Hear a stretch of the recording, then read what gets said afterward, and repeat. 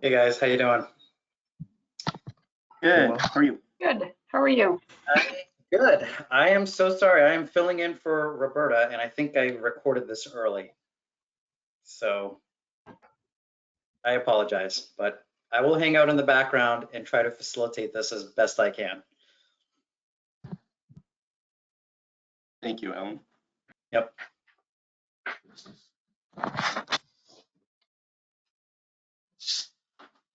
Hi there. Heather, we can't hear you if you're trying to speak. There we go. I was saying you've done this before for the committee. You've served as the interim. I know, and director, I feel bad when I come in. I'm always like, patching holes, and it's tough to follow up Roberta. She does such a good job. But I will do my best. So Heather, I believe everyone got the meeting packet. I have the agenda as well. So whenever you think we have a quorum, I can check and see who's on.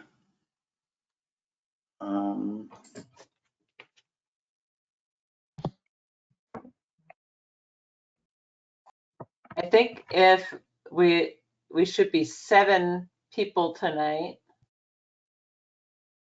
because I think David, Turin, and James told Roberta that they weren't able to attend. But it looks like James is here. It looks like James is here. There was one other person that I thought couldn't attend. I didn't think it was James. Ryan? Is Ryan unable to attend? Ryan Karakoff, yes. Okay.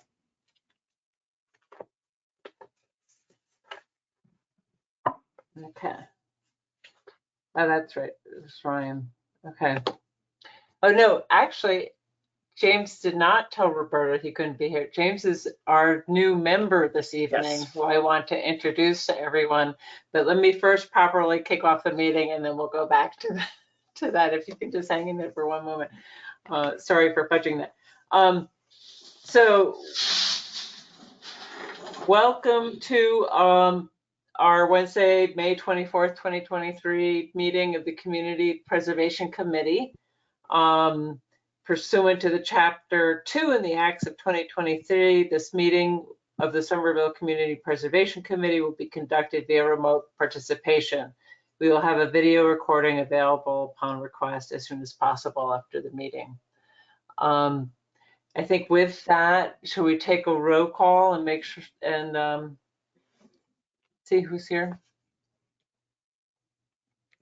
I'll do it. Rose? Here. Present. Laura Boretsky? Present. John Barncant? Present. Jahan Habib? Present. Ryan Kirchhoff? We know that he RSVP'd that he wouldn't be here. Eric Parks? Yes, I'm present. David Turin is not present. And then I'd like to introduce everyone, James Zamer, our newest committee member attending for the first time tonight. He's from the Housing Board Authority. So, okay. Hi, James. Hello. I'm present. Hello. Nice to meet you all. Thank you for coming and being a part of our committee. So I have the agenda in front of me, and I guess I'll just run through that. But just for everyone's FYI, we'll do sort of taking care of house business towards the beginning. We're going to have public comment and then review the meeting minutes. And then we have a scope change request from Hanson Park.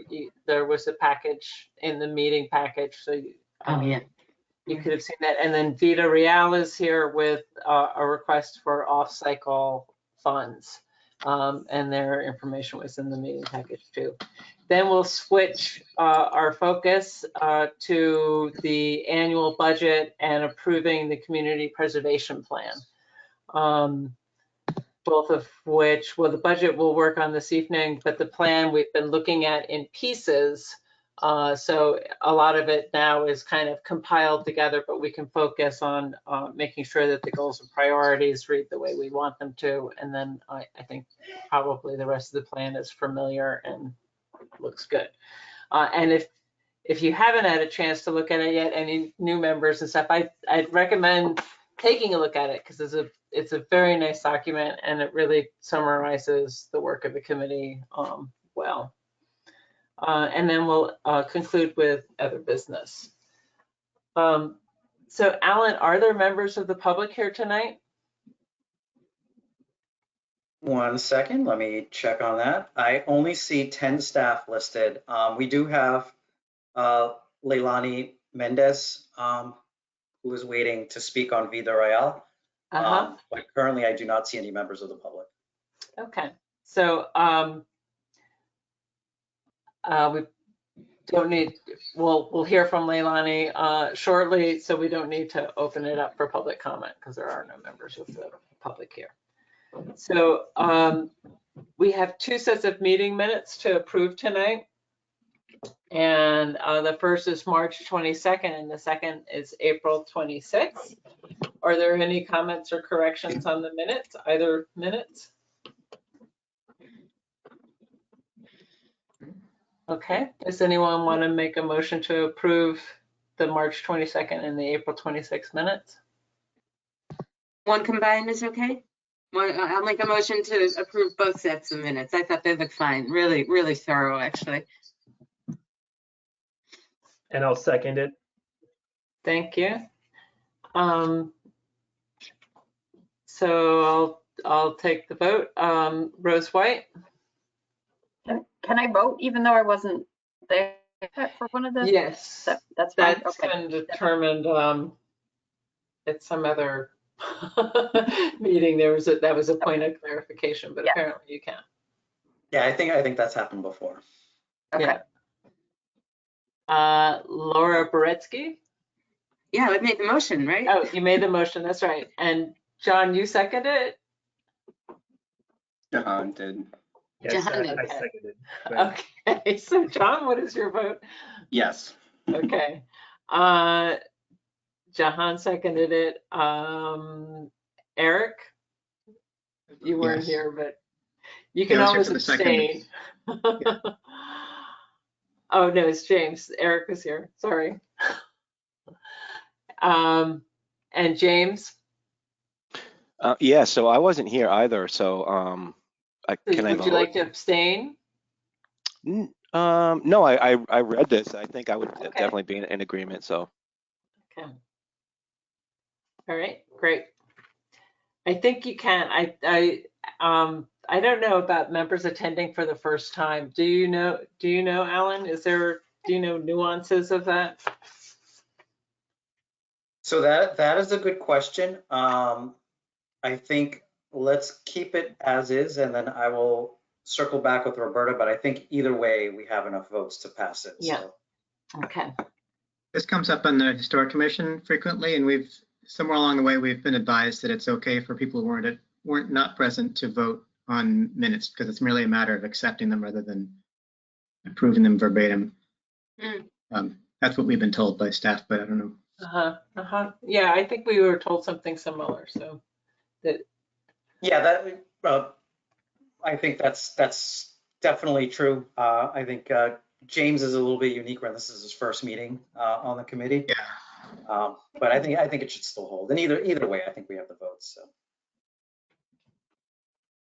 All right, so the request for the scope change. John, are you representing PSEF on this tonight? Okay. Yes. I will mute myself. So, pardon me. In fiscal year 17, we got CPA funding for the design of Henry Hansen Park, but there were some hiccups that made us pause the project for a little bit. And we gave $30,000 to the designer out of the $49,200 that the CPA awarded us with. The remaining $14,200 was returned back because the project was put on hold for a while. Now we're looking to restart the project. We received CPA funding for the construction of the project, and we were awarded $350,000 for the construction of the project. But due to increased costs, the design of the project is going to be, sorry, I can't remember the number off the top of my head, $14,600 in addition to the $30,000 that was already given to them. To complete the project, to complete the design of the project, and to do construction administration for the project. So what we're looking to do is take that $14,600 from the $350,000 awarded to the construction of the project and use that $14,600 to wrap up the design of the project.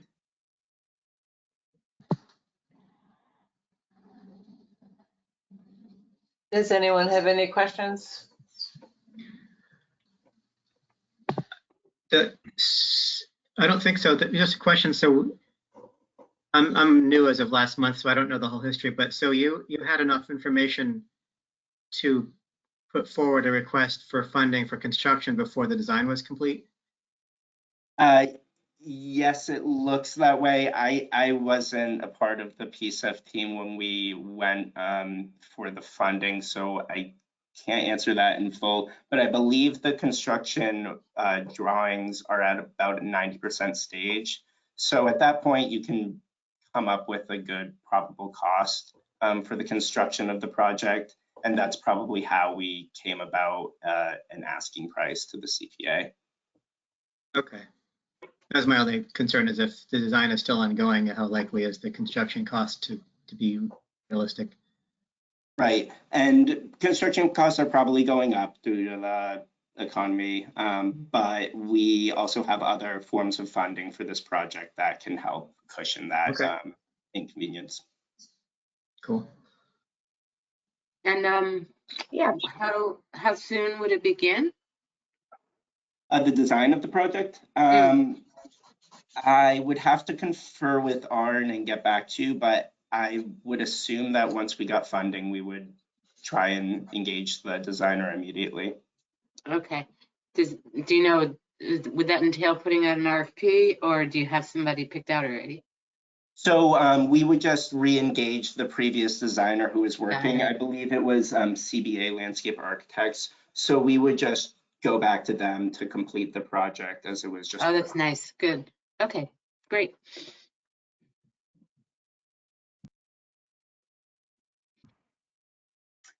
All right, I don't think I have any questions. I had a chance to preview it a little bit before the meeting.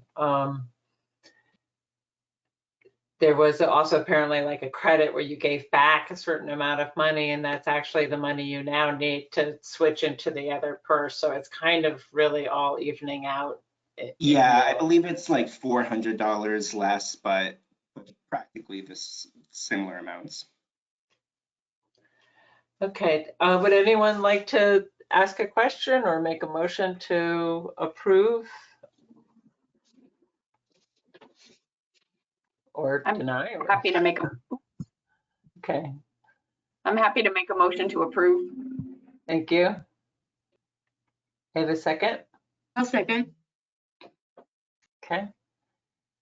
I will take the vote. Rose motion, Laura second. So John? Do I have to abstain from projects? Maybe because you presented it, it seems a little. I Or was your wondering about department. Although there, I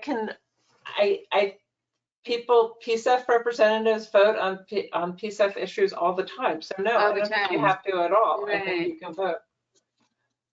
Okay, then I Yeah. vote yes. Yeah. Jahan, Yes.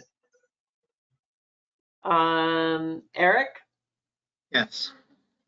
and James.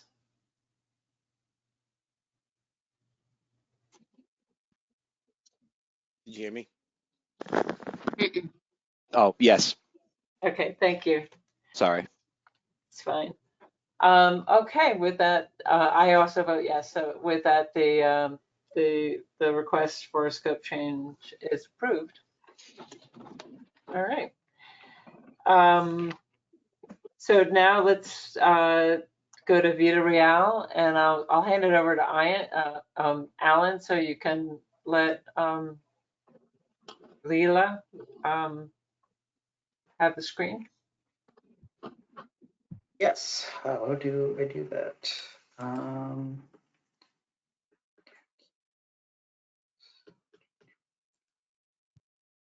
Let's see. She is not on my list.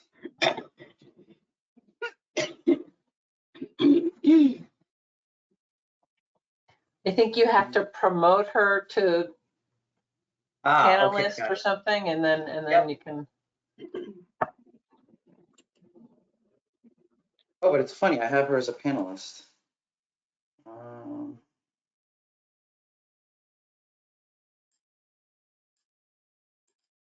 So why is she not? Leilani, are you there? Can you unmute yourself? Or send us a message in the chat? I have one thing that said she's offline, and I have another one. I have that she is currently offline. That might be why. Okay. Oh, wait a minute, let me try now. Leilani?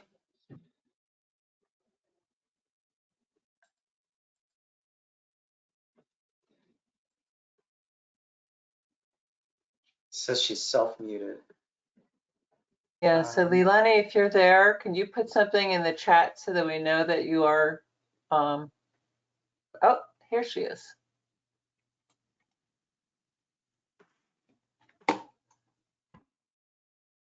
Oh, I thought I saw her icon change. There we go.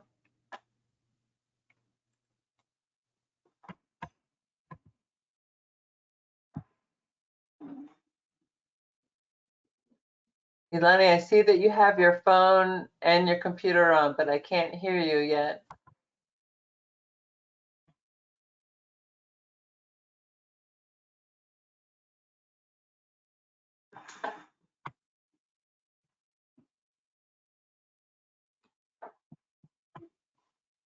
Unfortunately, I don't think.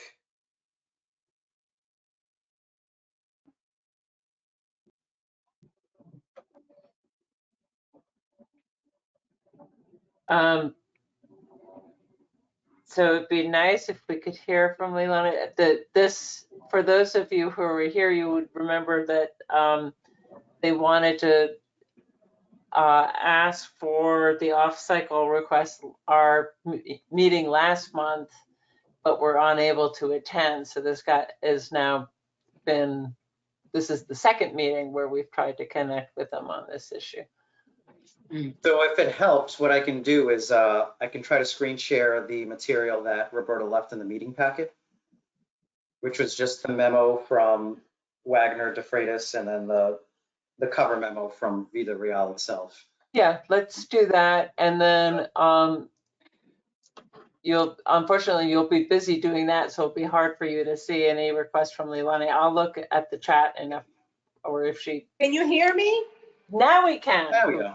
Okay, I'm sorry, because I've been trying to dial in and had Pastor on the phone because he's in Mexico, but we hear you the whole conversation, but you couldn't hear us. Oddly enough, we've had that happen before. I don't know. The good news is we're hopefully trying to get rid of GoToMeeting in the next couple months, but unfortunately, that hasn't happened soon enough for this meeting. Okay, so I'm not sure. I know Roberta, last month we couldn't connect, but Roberta just said to dial in. So I'm not sure exactly what you needed from us. I'm trying to connect Pastor back on, but I'm afraid to lose you all. Or I guess he's listening to us. He can listen. That's okay. What I'll do with the committee, I'll share the material that Roberta left behind. I'll screen share that material, and then you can be available as the committee has any questions. So as I pull that up, I will screen share that.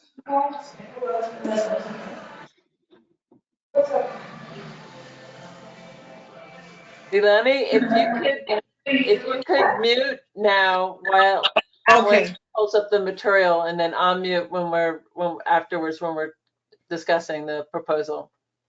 So hopefully can the committee see the Okay, thank you. Vida Real memo now? Yes. Yes.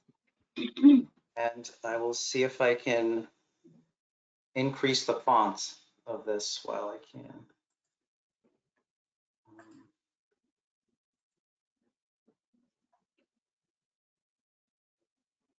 So please just let me know if you need me to either scroll down or scroll up or whatever view you want.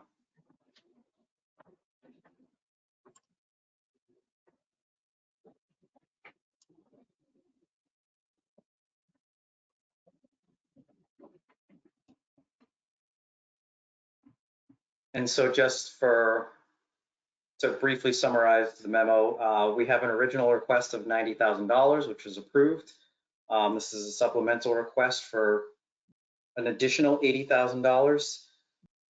And there's two memos attached, one from Vida Real and one from Wagner de Freitas, who I believe is the contractor or the architect.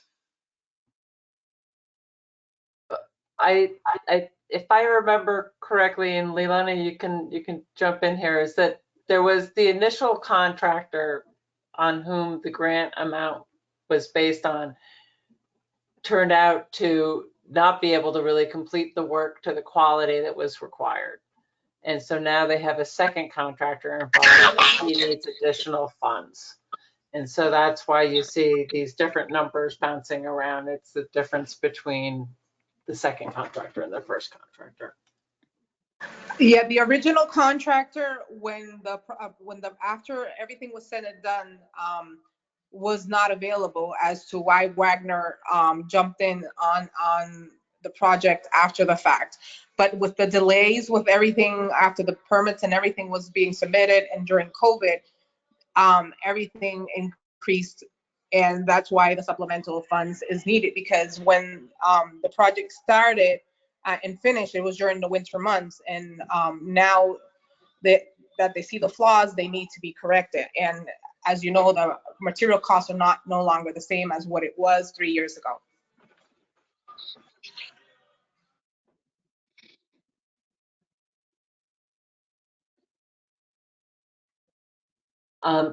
There's more material for you to scroll through, right, Alan?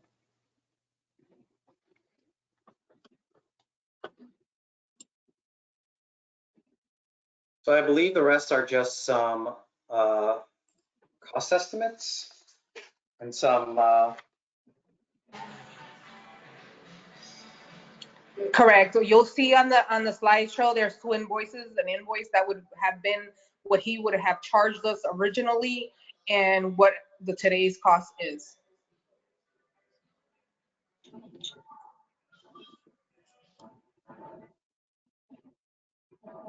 Leilani,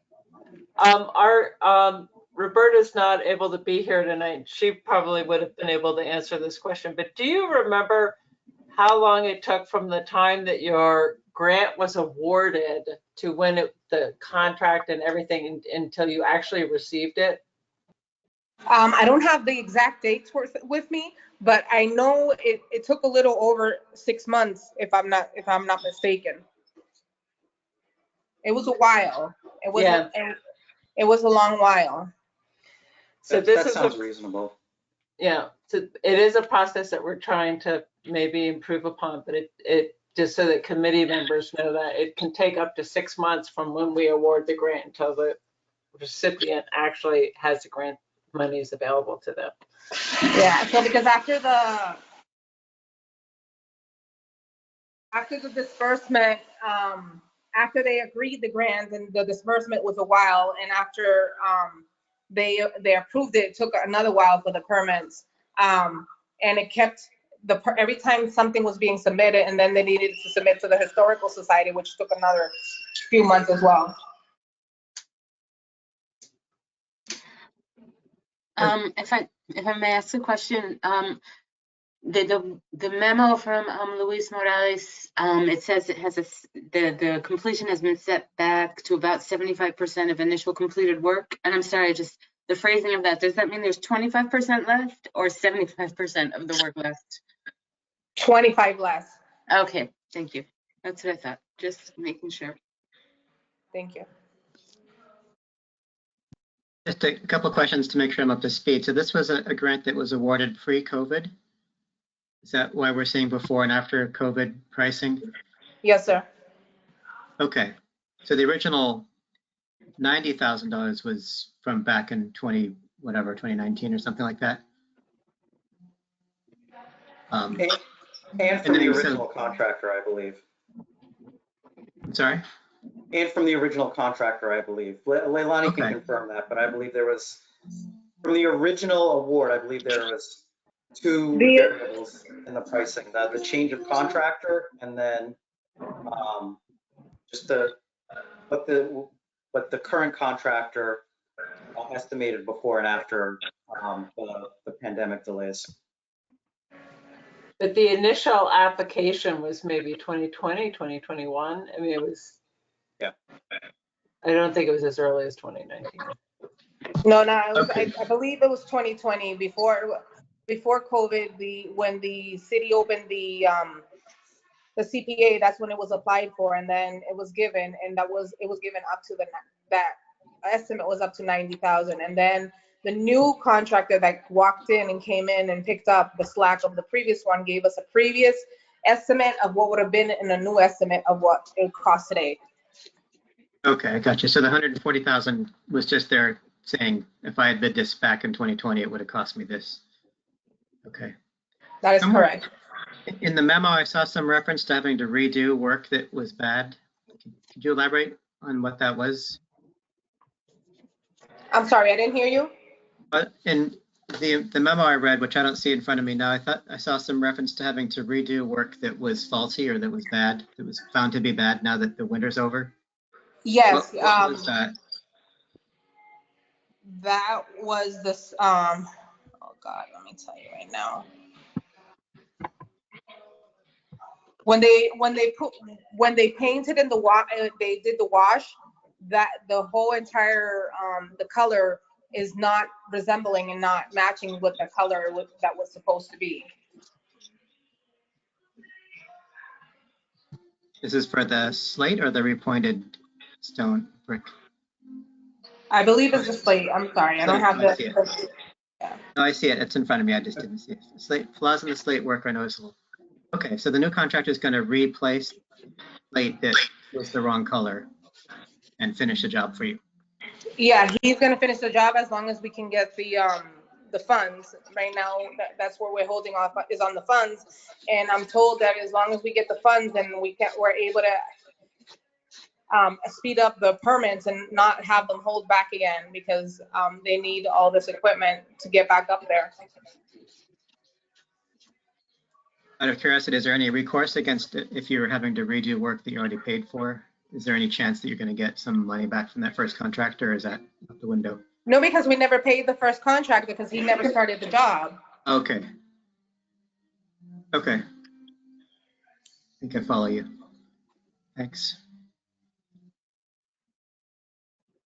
I have quick two questions. The first one is with working with this new contractor, everything that's been proposed, will that be sufficient to properly secure and safeguard the structure and the damaged areas?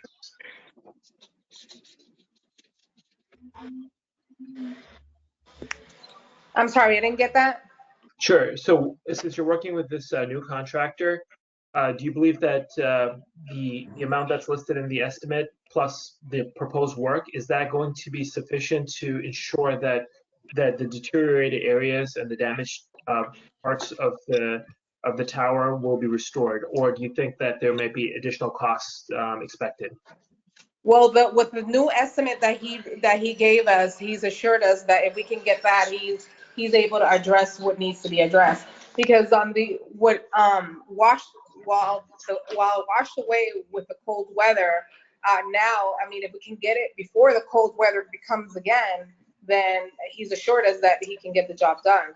Now, if it's gonna take us another 6 months to a year to get approved and get the permits, then that's a whole nother issue. Right, right. No, I understand. And actually, that answers my second question, which was around the weather and the time frame. So thank you very much.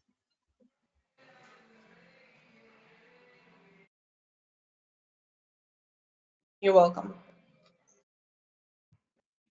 Any other questions? I have one last question, which is, Leilani, how did you go about sort of qualifying the current contractor who's going to do the work? He is a contractor that is specialized in other historical projects, and we've got word of referral. And till now, since he took on the project with the minimal that was originally in good faith, we know that he's done other work for other people in the community, and he's completed them. And till now, he's still been around. He's included the memo, and he keeps in contact and communication with all of us. And he's willing to come back out, and he was on the call with Roberta and on our last meeting, and he has said, as long as the permit, if you can assure us the permits are going to be issued as soon as we put them in, then, I can assure that the work is going to be done in a timely manner, if we're not waiting so long.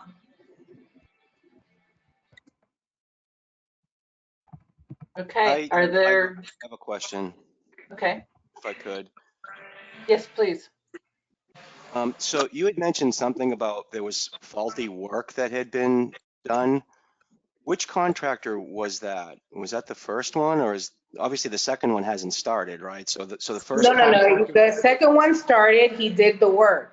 When the funds were given, the second contractor came in to start the work. But in the time frame that it took for them to get the permits and get everything in order, when in the winter months and the process was washed, that's when they realized that the color was not it was up to par of what needed to be done.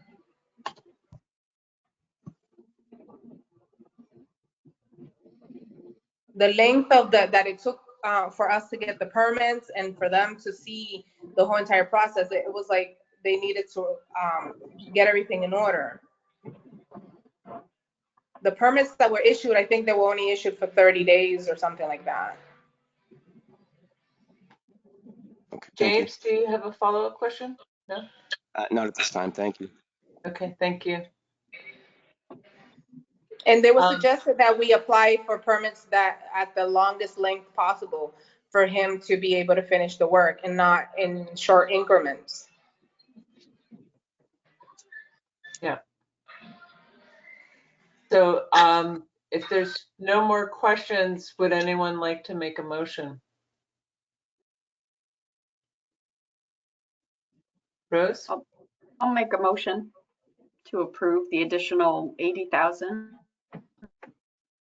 Do I have a second? I'll second it. There you go. That too. Okay, so I have Rose made the motion and Eric seconded. I'll take the roll call. Laura? Yep. Yes. John? Yes, I heard a yes, is that right? correct, yes. Jahan? Yes. Eric? Oh, Eric seconded. James? Yes. Okay, and I myself vote yes. So with that, the motion is approved. So does that mean we are going to be able to get the additional funds? I think there's another step. We make recommendations that we then send to City Council, and City Council has the final say so, and they meet in June. Okay. So, right after this meeting, we have a number of things that have to go over to get on the City Council agenda. So, Okay. So then thank Roberta you. will You're one keep step in touch. closer. Yeah, Thank you. Okay, awesome. I would like to make the caveat that the city council is going into city budget hearings.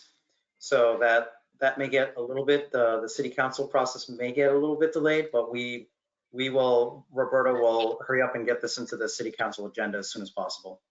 Okay, thank you so much. Thank you.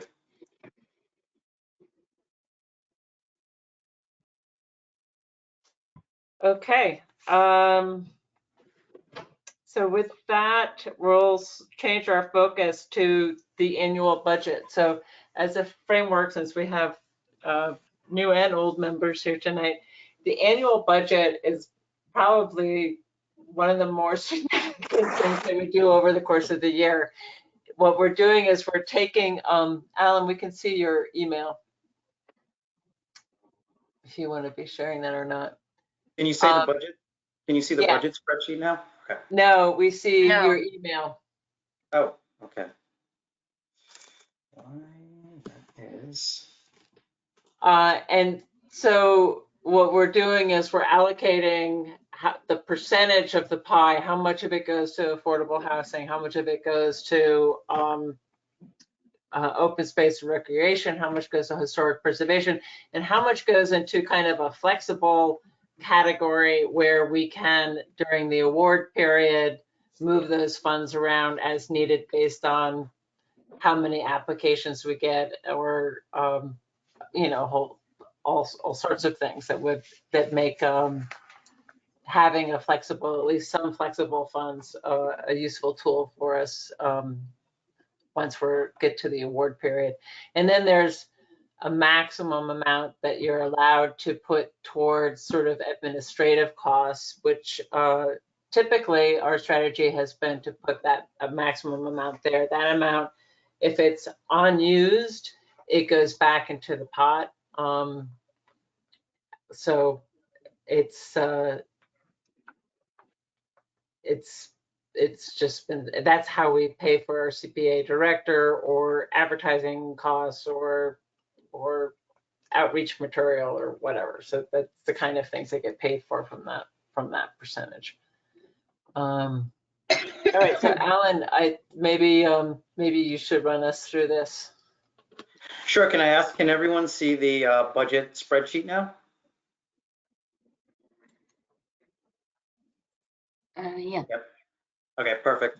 So just going through line by line here, we typically, Roberta and I, do a very conservative CPA surcharge estimate. We basically take, I believe this was as of a couple weeks ago, we take where our current tax assessment for FY23 stands and basically project that out for next year. So there's a little bit of a buffer of whatever tax receipts come in the next 4 or 5 weeks or so. But this is a conservative effort that we feel comfortable basing FY24 on. Also this year, Roberta received indication that the state match of the CPA would be slightly lower. So typically that's been matched at anywhere between 20 to 25%. We took a conservative approach trying to prepare for the worst case scenario and assume the state match this year at 15%. So that brings our total annual allocable funds to 3.2 million. And then the big topic for Alan, can I just interrupt you for 1 second? Sure. So for what happens in the fall is that we find out what that state match truly is, and then we adjust our budget to reflect the state match as it's kind of released. It's usually released very close to when we're awarding the grants, like late in the fall. So there is a time when all of these assumptions get updated and corrected to the current situation. Yeah, thank you, Chair. And yeah, that's a great point. And typically it's not the best timing because it typically coincides with around the same time that you're starting to make funding decisions on next year's projects. But yeah, around the November-December timeframe, we will know the final state match, and Roberta and I will be able to make our final adjustments to any CPA assessment revenue that either comes in or we feel comfortable that the assessors office assessor's office is projecting for FY24. So there are a series of small adjustments that we come to you, and hopefully, for the most part, if we budget conservatively in this portion, it's generally adjustments to the upside. I know last year I think we might have had to tweak it down because we might have overestimated a state match, but generally speaking, we try to be pretty conservative and heading into the new fiscal year, so that most adjustments in that November, December timeframe are to allow for additional funds to be allocated to next year's funding round. But yeah, with that being said, the big point of discussion tonight that we need to square away with the committee is on the right side here in column F.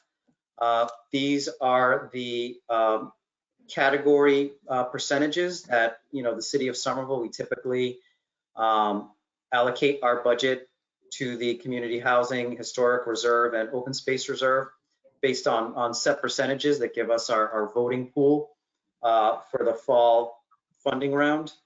And we set this now in the budget, and then that we carry those through to the available funding amounts in the fall, and then adjust for those minor line items that we just spoke about.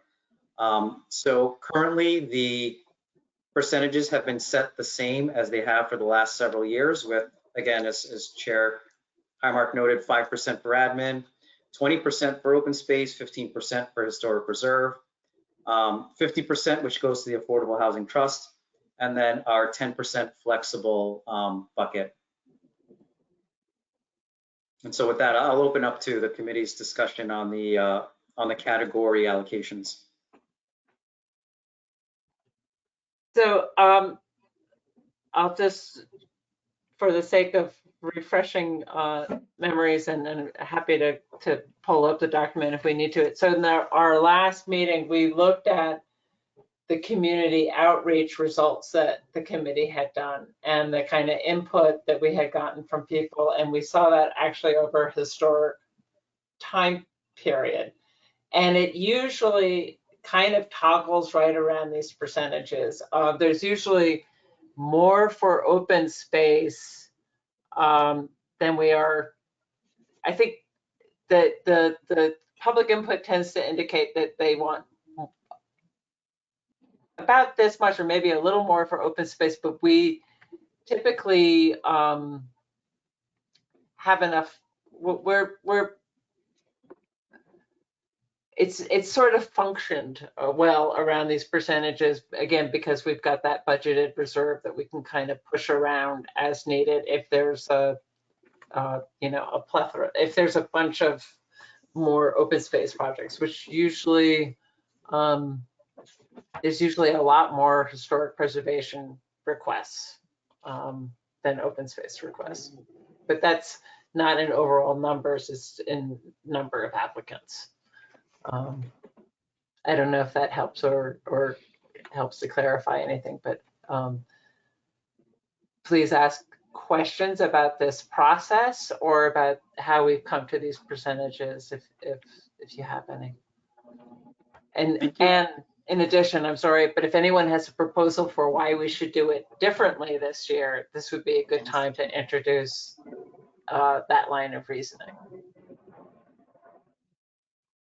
I do have one question. Is there a way to see like how much of last year's budget in each bracket was actually spent, to see if like the 50% and the 15 and the 20 all actually got spent to their maximum, or if there was some leftovers, and maybe that can kind of dictate how we shift funds? So Alan, I don't know if you have it at your fingertips, but there is like, as we were doing the grant award process, a spreadsheet that had it by category, and it sort of, what we ended up doing this past year was actually dipping into our reserve, and we actually had a bunch of sort of monies that we had set aside in the early days of CPA and that had grown to be a considerable sum. And so we dipped into some of those funds to help award more grants than our actual budget could cover. And that wasn't something we wanted to do on a regular basis. but it felt justified just given the amount of carryover funds that we had and the kind of the quality of the grant cycle. Yeah, so I can't speak to that specific point and confirm that this year, if I could go back and get you those numbers, it would be with the caveat that this year is a little bit of an outlier because, as you know, Roberta, this is her second going into her third full year in the position. And after having spent a little bit of time combing through the CPA finances, kind of brought it to the committee's attention that, you know, we kind of did bank that first year of CPA surcharges and didn't start funding projects until the second year that CPA was in place. So this year, because for the reasons Heather mentioned, the need in the funding pool and the projects in this last cycle's funding round, Roberta did recommend dipping into what we call the undesignated fund balance for CPA, which is actually even different than the budgeted reserve, which is actually, you know, budgeted flexible funding. This is actually money that's been banked over the years. So yeah, even with that, this year's allocations would be a little bit slightly skewed by that. And if I remember correctly, I don't have that exact number offhand. It was a fair amount. It didn't deplete it because we kept a pretty decent chunk over the years, but it was a fair amount. It was a few $100,000 that I think we ended up allocating from the undesignated reserve. Thank you for that clarification. Yeah, I was gonna say I was gonna throw out some numbers, but I may be wrong, so perhaps I should. But I think we had more than $1 million in undesignated, maybe even 5 million, and we dipped in. And there is in the packet, and I can pull that up. Roberta did do an analysis of where the current undesignated fund balance lies. That being said, you know, it's prudent to keep the current practice of having a fair amount in there because some of this does depend on tax rolls and timing of cash flow and when we can set up budgets and stuff internally for the city. But yeah, there is in the meeting packet as well. And I can pull up on the screen if you want, sort of Roberta's analysis of where we stand with undesignated fund balance. Actually, it's 1.2 million, it looks like. I just found it in one of the documents. Approximately 1.2. I'm rounding up a little bit. okay. Which is Myself personally, I like to keep that around the $1 million mark. But. And then the estimated debt service, what that's reflecting is bond payments. So there's a couple of projects that carry bonds. So that those bond payments come out of that slice of the pie for that category. And then you have the balance that you can use for new grant awards. And this, the 311 in the community housing reserve for debt service, that includes Clarendon, right? Actually, Clarendon will not hit because the way that, thank you, that's a great question. So the way that it's going to work is that is most likely going to not come in until this fiscal year. It looks like we're going to hit the DIF financing first because currently they're, the technical or the logistical reasons for that is they're building out the infrastructure costs first. Mm-hmm. So the roadway network, the foundation work, the earthwork, and so those are all DIF eligible costs. Great, okay. So I have two questions, both for Alan. The first question is about the FY20 city appropriation, row 16. What does that represent? I know it says $0, but I'm just trying to better understand. Thank you.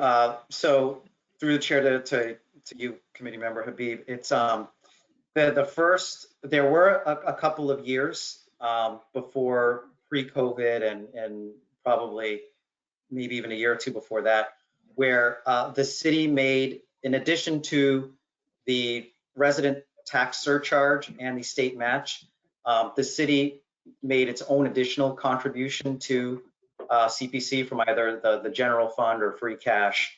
And that was to, that I believe, I don't want to get quoted on the exact year, that might have been around 15 or 16.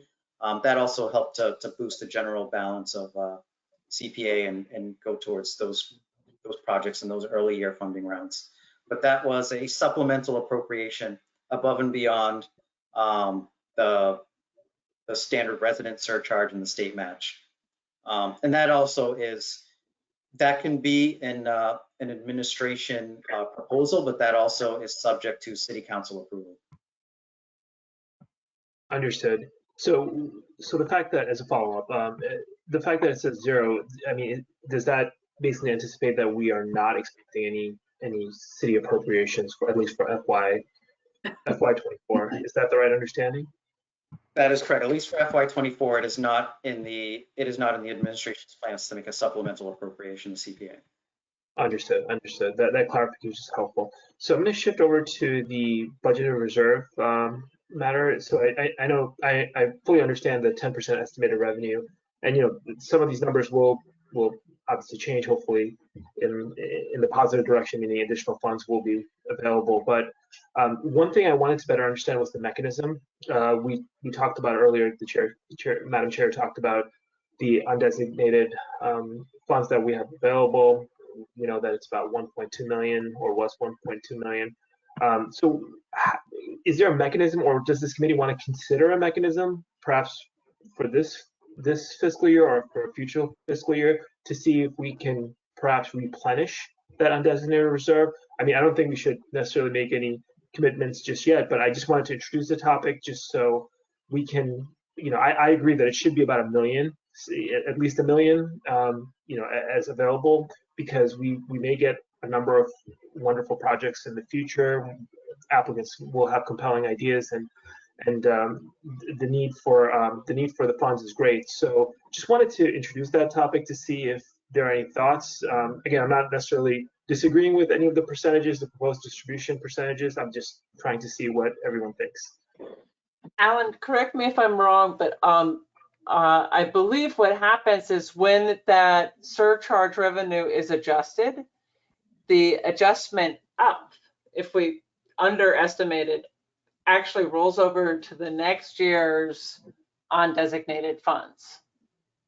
So that mechanism actually helps to grow that very purse that you were asking about.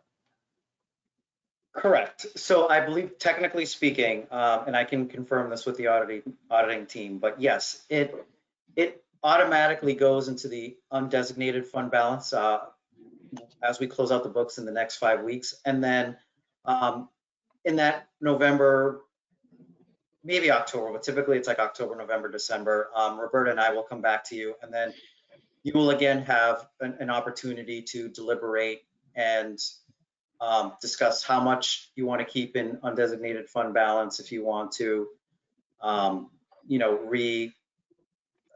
expand the size of that funding round's allocable pool and go from there. But it's probably not a bad idea and you can remind us or whoever's on the committee, and I'll bring this up to Roberta as well too. And I think she's been pretty good about this recently, is that including that undesignated fund balance in any budget discussions and any project funding discussions. Thank you so much, Madam Chair, and also Alan. Just a brief follow-up, and I apologize if I may have missed it in our previous meetings with respect to the undesignated balance. I assume that it's in an interest-bearing account that's generating interest income as well. I recall that it was, but I just want to double check. Yeah, it's just in the CPA account. So yeah, Okay. The CPA account has its own separate designated bank account. Great. Well, thank you so much, and thank you, Madam Chair, for giving me the opportunity to ask these questions. Pleasure. Any other budget questions or ideas about things that we could tweak or take a harder look at, or whether we should proceed with something similar to what we have in front of us.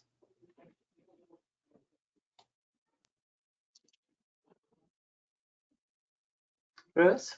I'm in favor for proceeding with what we've got. I think it has worked well, and I think we should stick with it.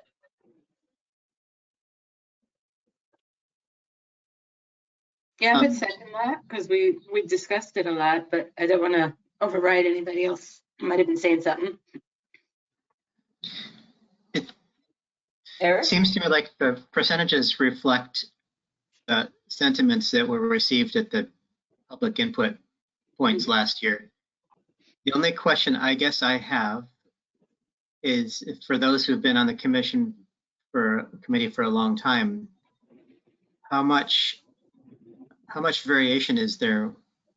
I don't know quite how to ask that, but we have these, we pre-designate that there are 3 categories and we kind of prioritize them but we assign how important they are to us as a global category by the percentage. So that's fine. But do we find historically that there's a huge disparity from year to year, that sometimes open space only wants half of what they have available and sometimes it's twice? Or do these numbers generally kind of, not last year notwithstanding, match the requests out there so that no one's really feeling like they have a whole lot of asks that are being turned down and someone else is kind of trying to get enough people to fill out their budget? That question makes sense at all? Yeah. So my impression, and I didn't look this up to be precise, but my impression is that open space typically uses its percentage or maybe is a little less. Historic preservation almost always has more requests than there's money in the budget for. And of course, the housing authority would, that they count on that 50%. And it would really sort of shock them if we came back and sort of said, we're going to give you less. I think it would make it very, very difficult for them to continue all their initiatives. Yeah, I'll just add one thing in support of that for the Affordable Housing Trust, and for them to be able to for projects to get funding from the state and from the federal government, they often have to show a pretty significant local match, and the CPC funds are a really important resource for that. And so just to, I just absolutely agree with Heather to reduce that could change their ability to leverage other funds. I'm not really suggesting nudging the numbers anywhere in particular, other than just wondering if there's any overall benefit to having a larger reserve so that from year to year you can be a little more nimble with that year's, the circumstances as they play out. And this is really, I guess, only between the remaining 2, but historic and open space. Or maybe in your experience, the budgeted reserve that we keep, the 10% is really kind of enough to be able to fill in the gaps that way. So I don't know. Those are my only thoughts about it. Otherwise, it seems fine. Yeah. No, it's a good question. I think we have had some budgets where we did bump up the reserve a little bit because, for example, if all of the open space funds were not used, it would actually roll over. It remains in that. Once it's been designated in that category, it needs to stay in that category, whether in this fiscal year or another fiscal year.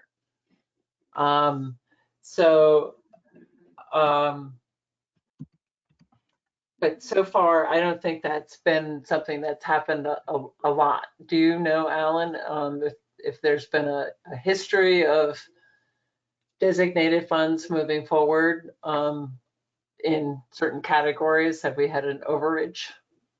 If there has been, I do believe that you're correct. It probably is in the open space.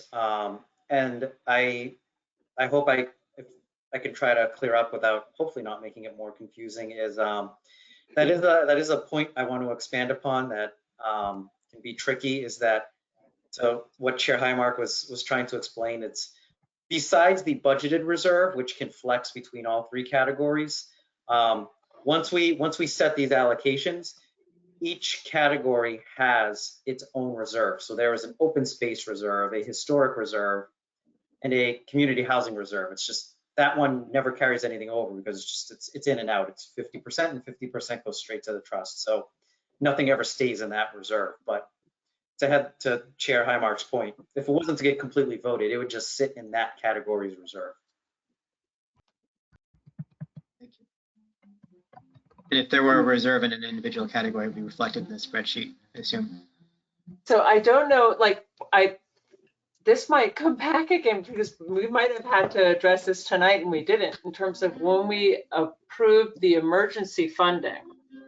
We probably needed to say from which account we wanted that to come from, like the undesignated historic reserve or the undesignated funds. That is a great point. I can look back. I believe as the committee moves on to other items, I can see and look back. I believe Roberta left a recommendation letter, and I can go back and see if I can find that in the recommendation letter. Okay.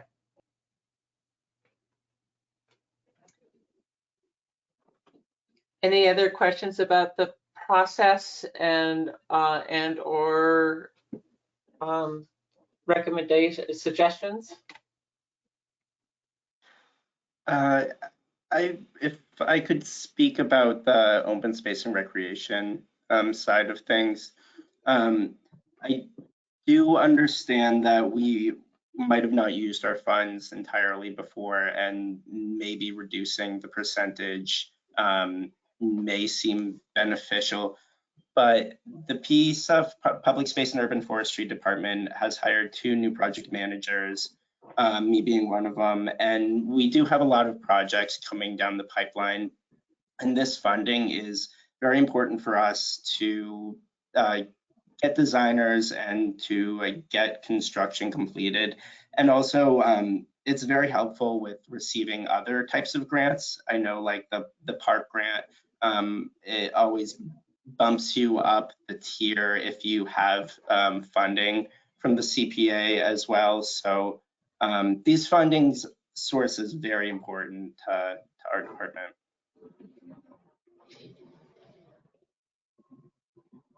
Thank you. Sure. With our conservative state match number in there, everything seems a little smaller. Any other comments or suggestions?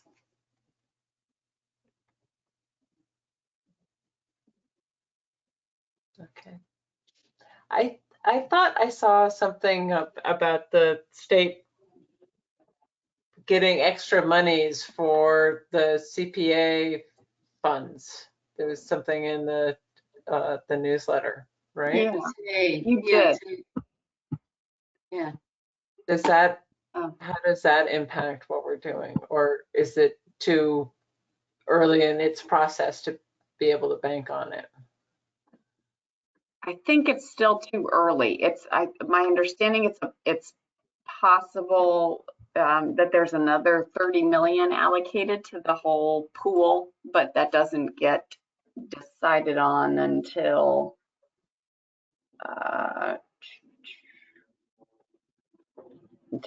this summer, in June. A 6-member conference committee. Yeah.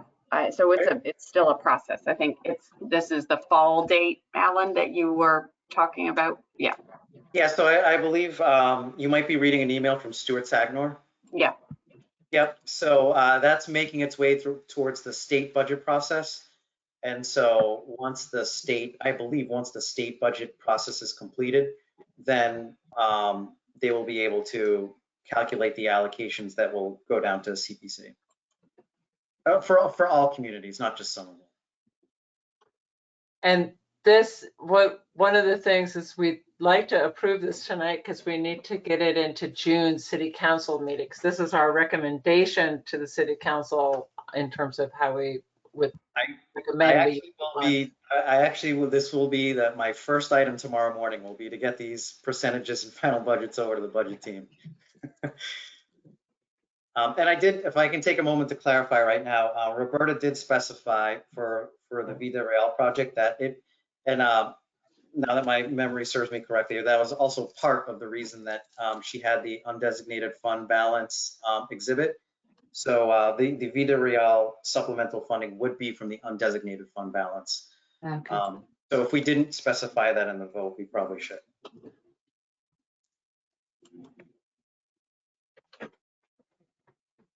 Do we have to vote again on it, or can we, by show of hands, affirm that we? I would appreciate it just so I don't. Okay. Just so it's not an oversight. Okay. But weren't we partway through taking a vote on this budget? We'll come back to this maybe in other business or at the end of the night. Okay. Correct that vote. Okay.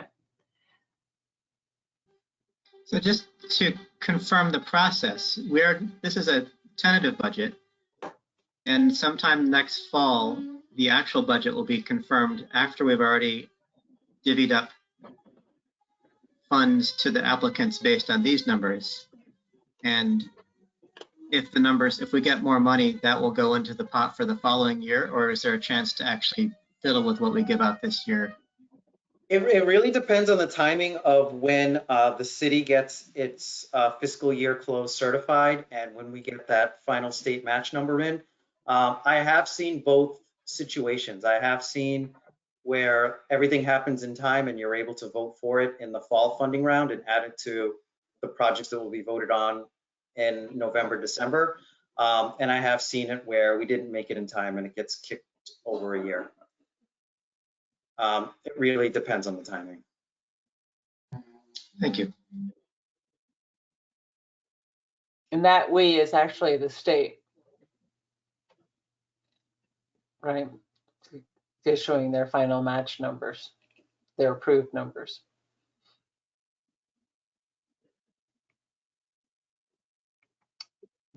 All right. Any other? Go ahead. Sorry, and when the city gets its final tax numbers and whatnot finalized by DOR and the state as well. Mm-hmm.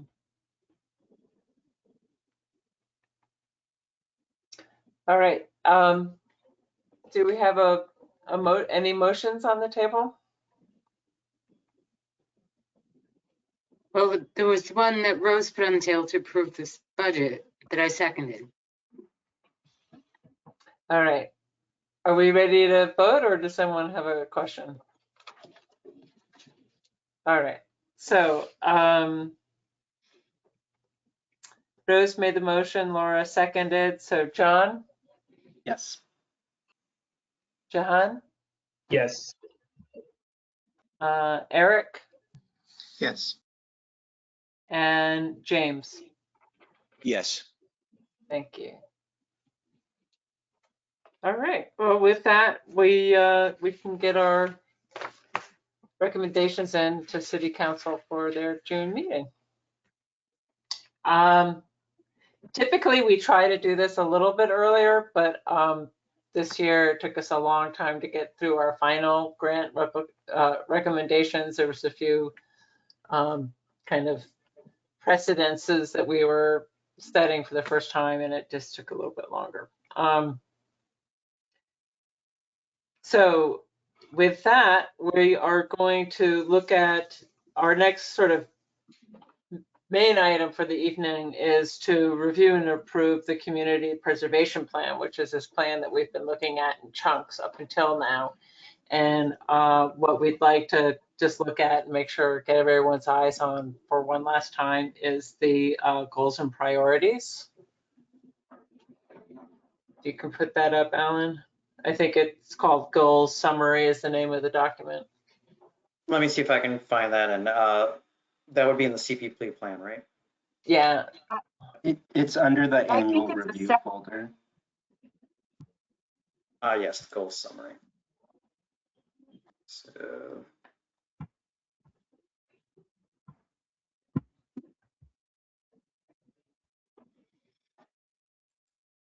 please let me know if this is what, is this the document you're looking for? Yep. Yes.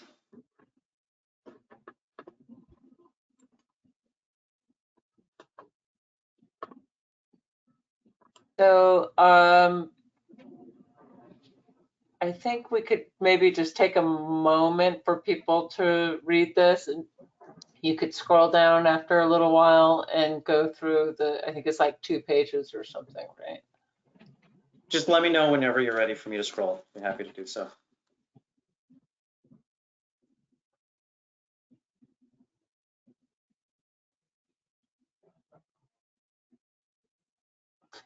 The part in bold under open space and outdoor rec is, I think, the part particular that was being wordsmithed, or just making sure that it's reading how the committee wants.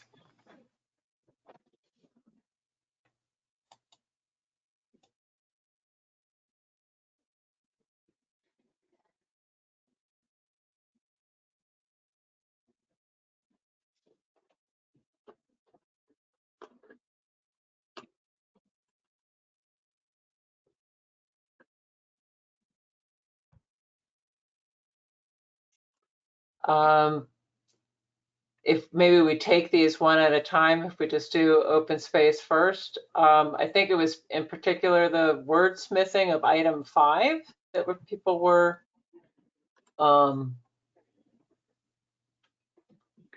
making suggestions, and I think that this update here reflects the comments that were given in the last meeting. But if there's any further recommendations on any of it, I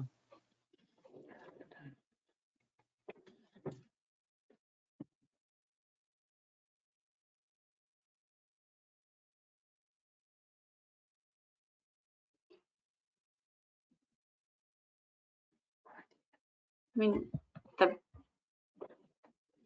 ahead. the only question, and I think this is the question or the priority for all 3 categories is really, are all of these areas aligned with the city's priorities, with other departments' priorities? And so that's the main thing. I know that we have, in past years, we've talked a lot about aligning the CPC with goals and priorities with the Affordable Housing Trust and with the city's housing division. And I think Is that reflected in the text that isn't bold up above? Is there something in the it is sort a of little bit. general? I think there are a couple things that we could maybe we could clarify, change between sort of goals and how, and the strategic, there are 2 sections. They're the goals and then the strategic use. And we do talk about working with the various departments. And I think maybe that should come out. That shouldn't be a goal so much as that's how we do this work. It's not our goal to do that. That's part of our strategic, the way that we use these funds as work in alignment with these other departments and divisions, to use CPC funds in a way that's consistent with the overall CPC plan, but to support the city's priorities.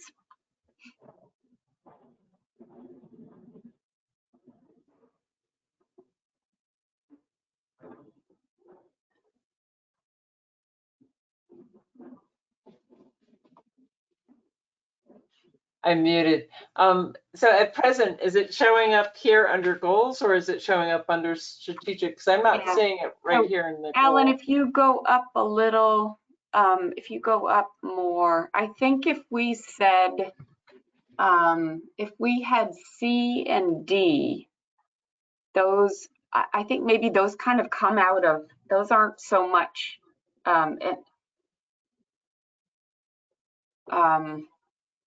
that's more sort of, I think about this a little bit as the first one is really the goals, and the first bullet is goals, and maybe that's more, the goal is to allocate funds consistent with the community values that are as expressed in the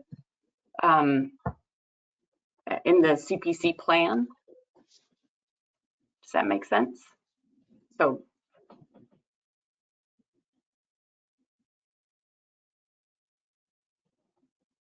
Can you I don't say know, that what do you- again, Rose? Sure, yeah. So I'm just thinking for number one there, where it starts with consistency, just to if we're thinking about this as our goals, I think it's, our goal is to allocate CPC funds to projects that are consistent with the community's values. I mean, it is just wordsmithing, but I think it's I think it is important to make that clarification. And I think if we say, you want me to say it, or I could also, should I say it again? No, I got that. Okay. I'm making a note so that I can review it with Roberta. Okay. And then I think just that C and D are less, they're less goals, but they're more sort of how we use the funds, and that we are, it's not our goal to receive endorsements from the other Somerville boards, commissions, departments, but it is, we do that's it's part of the process that we go through to allocate the funds. And so maybe C and D come down to part 2 there, the strategic use of CPA funding. Got it. I don't know. Folks, please jump in and say if you feel differently. That was just sort of my take.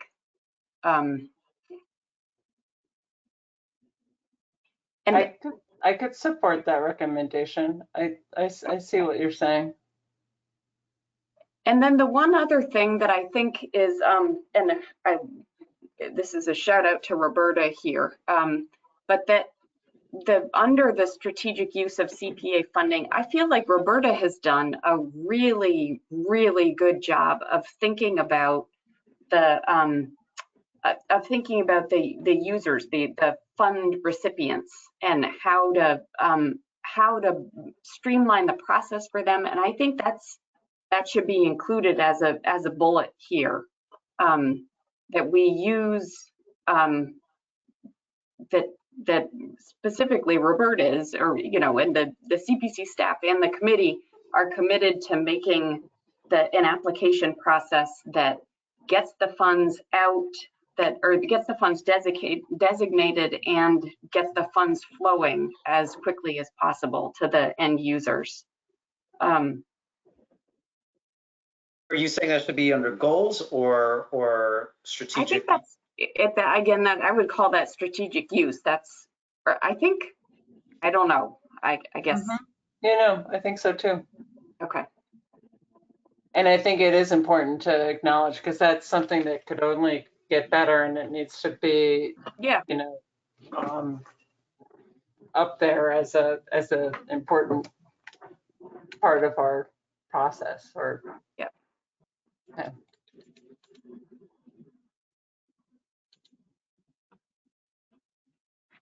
Okay, so we focused on the first part that I thought we were going to skip over, but I think those are good edits.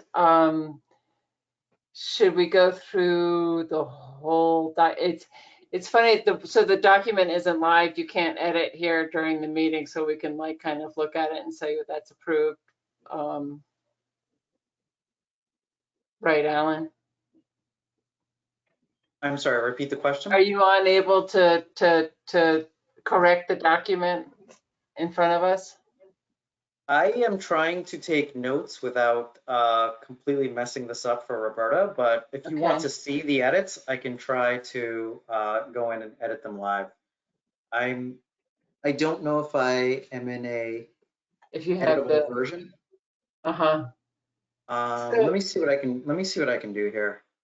So a lot of times that's kind of what happens, and then everyone can see it and say, yes, we approve that. But if you don't have the permissions to enable you to do that, we can perhaps do it another way. Let me see what I can do, and I'll pop back on screen if I can finagle it.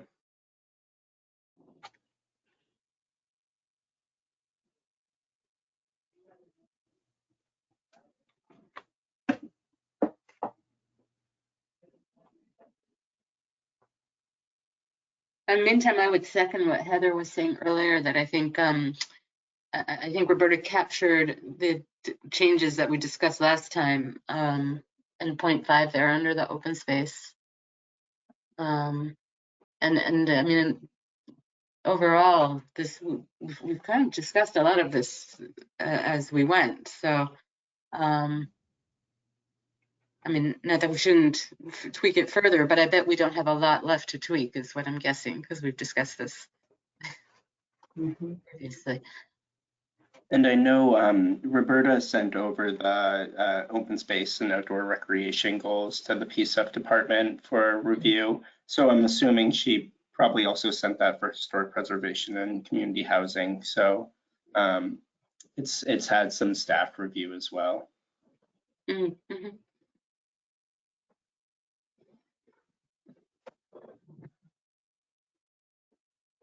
So my sense is that once we finish this front end, we may be fairly close to being able to approve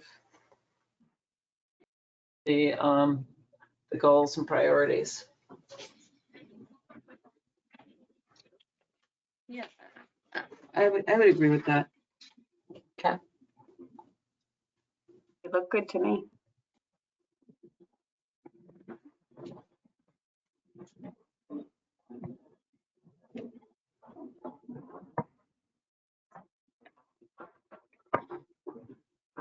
I think in number 1, it was adding before the word consistency, the word award funds consistent with the community's values or something like that. Yeah. No, up, literally up above. Yeah. In bold. Allocate funds to projects that are consistent with the community's values.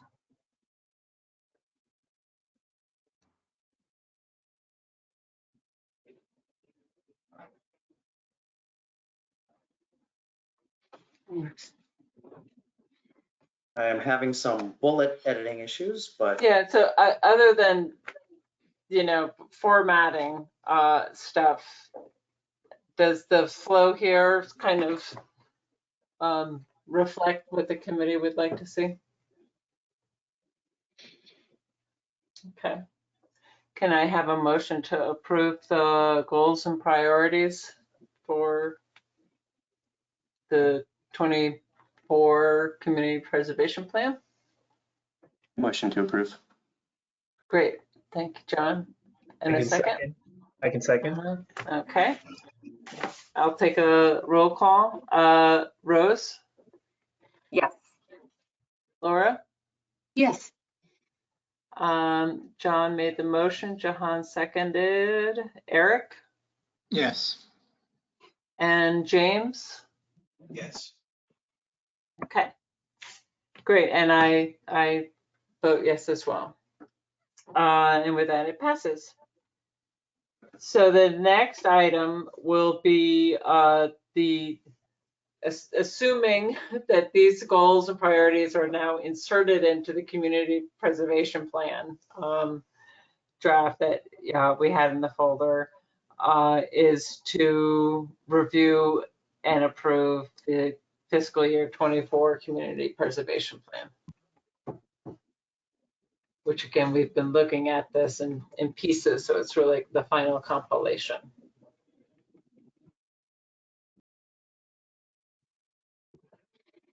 Maybe we can make quick business out of this item. Is that okay? Can I have a motion to approve? I'll make a motion to approve. Great. That looks great. In second. Okay, and John seconded, and I'll take the vote. So Rose made the motion. Laura? Yes, approved. Okay, John seconded. Jahan? Yes. Eric? Yes. And James? Yes. And I vote yes as well. Okay, so that's great. The last part of our meeting, which we're hoping to do in 15 minutes, is the agenda calendar. And I will, there is a document in the folder which has the calendar. We've been trying to adjust this a little each year, and then you discover the problems with that adjustment, and then you try to fix that and whatever. But just as a highlight for the group, that our next meeting, we are going to review a number of flagged items that we needed to follow up on: the Kennedy School, the loan program for the small grant program for the historic projects. Look at the open space acquisition fund. We've got an ongoing, there's an old grant award out there for Art Farm, which has been delayed for a number of years for reasons that of really phasing, that is, the big stormwater project happened in the district at the same time, and that kind of took over. But anyway, we have to revisit Art Farm to update our recommendation, because our initial recommendation never went to City Council. So now we have a chance to submit the recommendation or not recommend it. So that will be next month, and there'll be information in the folder ahead of time, so you can look at that. And then the committee code of conduct, I don't know, Roberta may know how many people from the committee have submitted their signed forms for the committee code of conduct. Only 3. Okay, so we're missing people. This is the citywide effort to cultivate the boards towards sensitivity and proper ethical conduct, and it is a form. There's a training in the form. I don't know. Are they still doing the trainings, Alan? I'm not sure if they're doing the trainings, but Roberta left me in her notes that if you would like any additional follow-up, or if you want perhaps someone else from the administration to come and talk about this, or provide a presentation that Roberta can share during a meeting. Generally, everyone's pretty good on this committee, so haven't seen too many issues on this particular committee. So this is Mayor Ballantyne's initiative to kind of encourage respectful behavior through adopting a code of conduct. Yeah.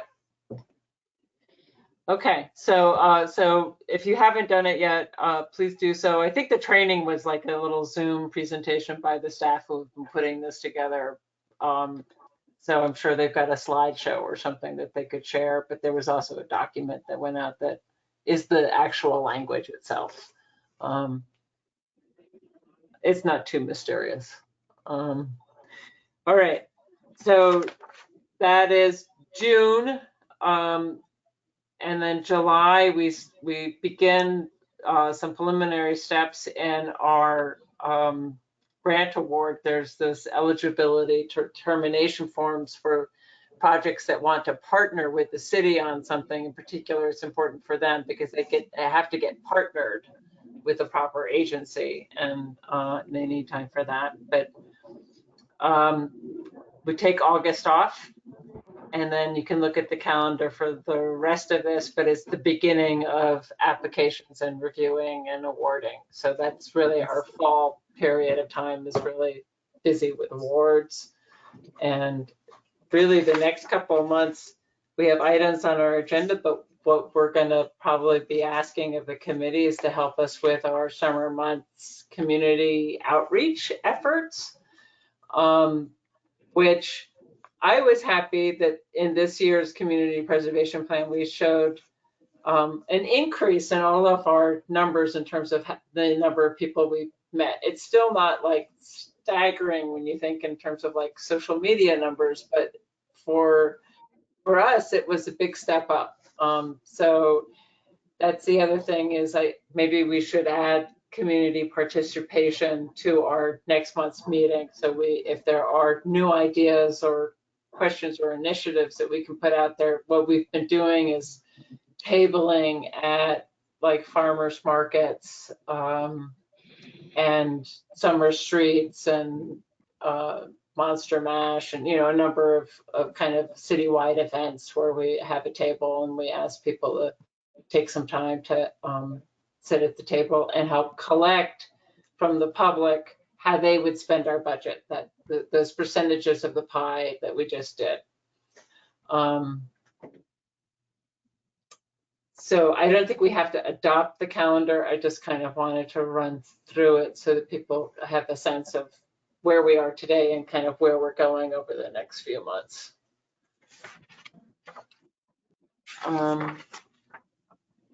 Any other items that people might want added to next month's agenda? Okay. Did you wanna? This is an agenda item, just something I want to bring to the committee's attention. Is the sale of Matignon School over here in Ward 7. The building itself, I think, is partly in Cambridge, but there's a beautiful green field on Endicott Street, Ward 7, Somerville. I think the city, I reached out to the councilor and the mayor and everybody right away saying, can we buy that field? That's perfect use of CPC money, it seems to me. I'm so afraid they're gonna put horrible condos. I live right around the corner from that. I use that field all the time, just, to chill. So I just bring it to everybody's attention because I think, what I heard from the mayor ultimately is that it's under discussion. Spend the open space acquisition fund. Yes, exactly. Exactly. Spend it. Okay. Yeah. John? So I did want to make one little announcement. The Healy Schoolyard is having its ribbon cutting on Friday, and we would love if you would be able to attend. I'm gonna post in our chat the event page, and there's a flyer. It's from 9 to 11 on this Friday, the 26th. And the whole PSF team will be there, and a bunch of people. It's actually field day, so we think there's going to be a lot of people kind of around there, and it will be a great event, and we'd love to see you all there if you can make it. Okay. And also, quick reminder on 2 last items, and then hopefully, actually doing pretty good. I don't know if that means I did a good job or a poor job. We're doing good on time. But there is a Clarendon ribbon cutting or Thursday. Yeah. Yes, kickoff. Forget if it's a ribbon cutting or a kickoff, but there's a Clarendon event tomorrow at 10 a.m. And then if we could please just amend or append to that Vida Real vote to allocate it from the undesignated fund balance. Yes. Okay, so we're just you need a motion I will make a motion for the $80,000. Take the vote allocating the additional 80,000 for Vida Real from the designated fund. Did I get that right? Undesignated fund balance. Undesignated fund. I'm sorry. I'm tired. Thank you. I second. Okay. So Laura motioned, Rose seconded, John, Yes. you approve? Jahan, Yes. Eric, Yes. James, Yes. and I approve as well. Okay. Okay. Before I make a motion to end, if that's what we're about to do, I just want to acknowledge the chair. Heather, thank you so much for keeping this moving along, and you did such a good job. There were points where I was like, oh goodness, thank goodness Heather's here to remind me of X, Y, or Z. You did so great. Thank you. Thank you. Thank you. Yes, thank you so much. And thank you, Alan, for stepping into Roberta's big shoes. Yeah. Yes. Big shoes for sure. He is a pro. All right. I think we are ready to close the meeting, if I can have a motion. Or any other last announcements? Mm-mm. Okay. Okay, motion to close. You got two. Okay, so we got John moves to close the meeting and Laura seconds, and I'll do a last roll call here. So Rose Yes. and Jahan, Yes. Eric, Yes. James, Yes. and I approve as well. Okay, All right. great. Good night. Thank you so much, Alan. Thank you. Thank you Yes, all. You did a Yeah. great Thank job. you, Alan. Thanks. Take Bye. care. Thank you, Ellen. And welcome, James. We're really happy to have all of our new committee members, Yes. Eric and John and James. It's really great to have all of the different agencies represented. So we really appreciate everyone taking the time to be a part of our process. Okay, thank you. Thank you. Thank you. Have a good night. Well. Good night. Good night, all.